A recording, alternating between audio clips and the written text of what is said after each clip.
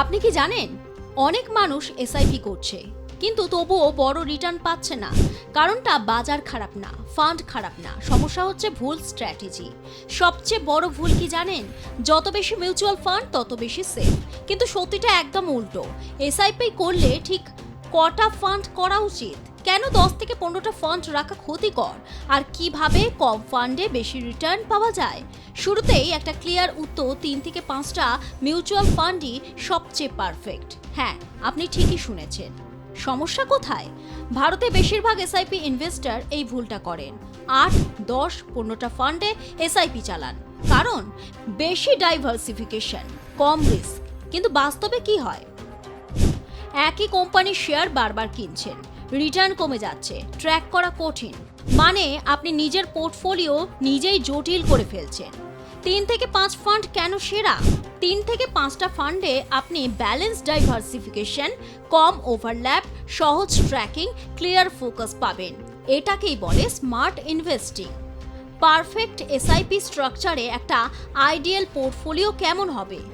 Core 60 থেকে 70%, flexi cap, large cap, stable ও steady growth, satellite 30 থেকে 40%, mid cap, small cap, high growth potential, optional ELSS, tax saving. উদাহরণ, ধরুন আপনি প্রতি মাসে 10,000 টাকা এসআইপি করছেন। 6,000 টাকা flexi cap, 2,500 mid cap, 1,500 small cap. মাত্র 3টে ফান্ডেই ব্যালেন্স পোর্টফোলিও তৈরি। ওভার ডিভার্সিফিকেশনের সমস্যা, ধরুন আপনার 10টা ফান্ড আছে, প্রায় সব ফান্ডেই কমন স্টক থাকে, এইচডিএফসি ব্যাংক, রিলায়েন্স, টিসিএস। আপনি আসলে একই জিনিস বারবার কিনছেন, ফলাফল রিটার্ন ডিলিউট, রিস্ক কমে না, কনফিউশন বাড়ে।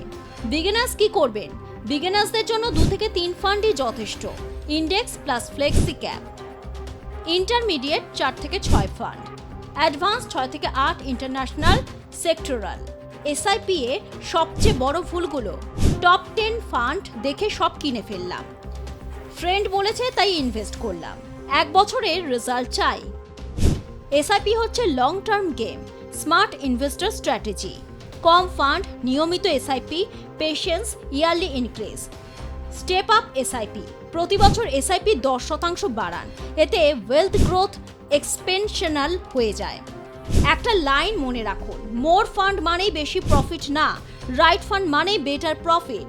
যদি আপনার অনেক ফান্ড থাকে, 8 থেকে 10টা ফান্ড আছে, তাহলে সিমিলার ফান্ড আইডেন্টিফাই করুন, মার্চ করুন, 3 থেকে 5টা স্ট্রং ফান্ড রাখুন। এটাকে বলে portfolio clean up. SIP A success depends on simplicity, discipline, consistency. তাই সবশেষে একটাই কথা, কম ফান্ড, পরিষ্কার স্ট্র্যাটেজি ইকুয়াল বেশি রিটার্ন। ব্যুরো রিপোর্ট, আর+ নিউজ।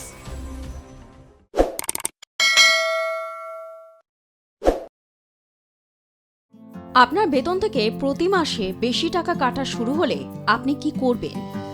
মাসের শেষে হাতে কম টাকা, কিন্তু ভবিষ্যতে বেশি পেনশন। এই দ্বন্দ্বেই এখন দাঁড়িয়ে দেশের কোটি কোটি চাকরিজীবী।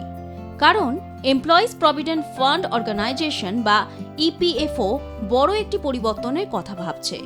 বর্তমানে 15,000 টাকা বেতন সীমা বাড়িয়ে 25,000 টাকা করা হতে পারে। এই এক সিদ্ধান্তই বদলে দিতে পারে আপনার স্যালারি স্লিপ, আপনার সেভিংস আর আপনার রিটায়ারমেন্ট প্ল্যান। ভারতে ইপিএফ বা প্রভিডেন্ট ফান্ড এমন একটি সিস্টেম যেখানে কর্মচারী এবং নিয়োগকর্তা দুজনেই বেতনের একটি নির্দিষ্ট অংশ জমা রাখেন। সাধারণত বেসিক বেতনে 12% কর্মচারীর থেকে কাটা হয় এবং সমপরিমাণ টাকা কোম্পানি জমা দেয়। এই টাকাই সময়ের সঙ্গে সুদে আসলে বড় অঙ্কে পরিণত হয় এবং অবসরের সময় বড় সুরক্ষা দেয়। কিন্তু এখানে একটা গুরুত্বপূর্ণ বিষয় আছে, এই হিসেবটা সবসময় পুরো বেতনের উপর হয় না। বর্তমানে 15,000 টাকা পর্যন্ত বেতনকেই ধরা হয় বাধ্যতামূলক সীমা হিসাবে। অর্থাৎ আপনি যদি 30,000 টাকা বেতনও পান, তবুও পিএফ কাটা হবে 15,000 টাকা হিসেবেই, যদি না আপনি স্বেচ্ছায় বেশি অবদান রাখেন। এই নিয়মটা 2014 সাল থেকে একই রয়েছে, কিন্তু গত 10 বছরে বেতন কাঠামো অনেক বদলেছে। জীবনযাত্রার খরচ বেড়েছে এবং 15,000 টাকা এখন অনেকের ক্ষেত্রে বাস্তবতার সঙ্গে মেলে না। সেই কারণেই এখন আলোচনা হচ্ছে এই সীমা বাড়িয়ে 25,000 টাকা করা উচিত। যদি এই প্রস্তাব কার্যকর হয় তাহলে এর প্রথম এবং সবচেয়ে সরাসরি প্রভাব পড়বে আপনার মাসিক হাতে পাওয়া টাকার উপর।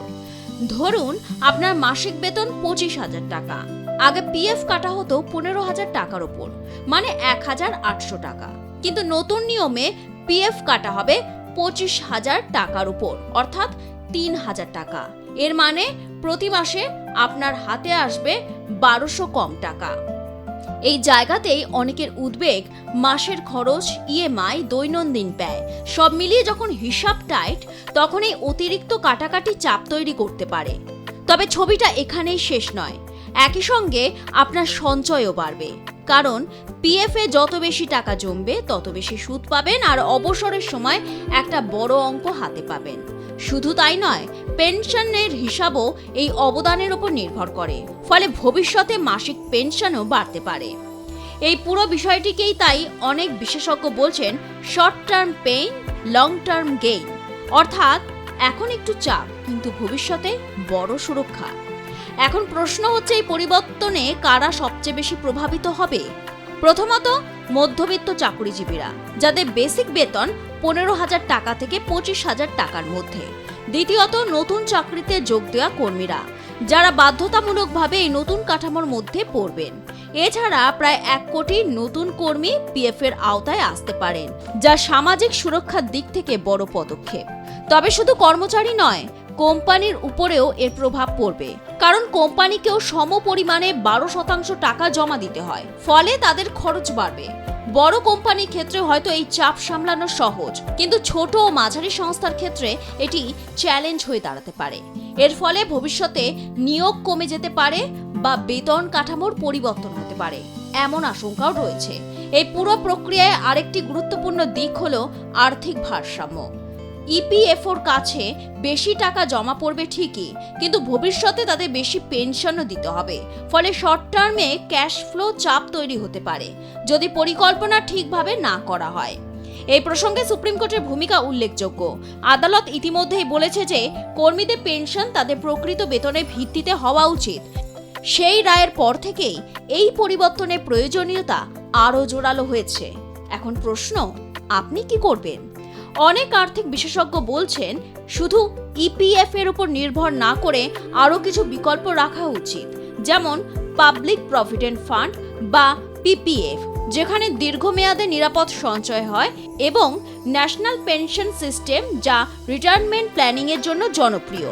এই ধরনের বিনিয়োগ আপনার ভবিষ্যৎকে আরও শক্তিশালী করতে পারে।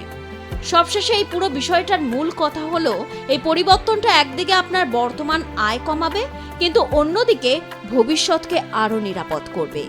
আপনি যদি এখনকার খরচকে বেশি গুরুত্ব দেন, তাহলে এই সিদ্ধান্ত আপনার কাছে কঠিন মনে হতে পারে। কিন্তু যদি আপনি দীর্ঘমেয়াদে আর্থিক নিরাপত্তা চান, তাহলে এটি একটি ইতিবাচক পদক্ষেপ। বেতন সীমা বাড়ানো মানে শুধু পিএফ বাড়ানো নয়, এটি আপনার ভবিষ্যতের আর্থিক ভিত্তি মজবুত করার একটি বড় পদক্ষেপ। এখন সিদ্ধান্ত আপনার, আজ একটু কম নাকি আগামীকাল একটু বেশি। ব্যুরো রিপোর্ট, আর প্লাস নিউজ।